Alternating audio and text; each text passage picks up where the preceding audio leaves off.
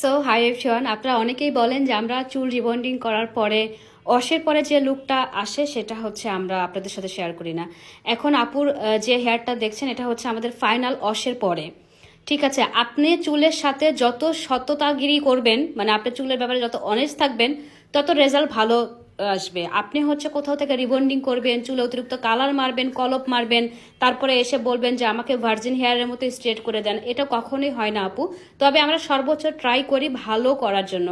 আপুর হেয়ারটা কিন্তু খুবই বাজে ছিল, কার্লি ছিল, রাফ ছিল এবং হেয়ার ফলও ছিল আপুর, মানে মাঝখান থেকে হচ্ছে ভাঙা। তো আমরা অনেক কেটে কুটে সেটে সুটে তারপরে হচ্ছে ফাইনালি এই লুকটা আনতে পারছি।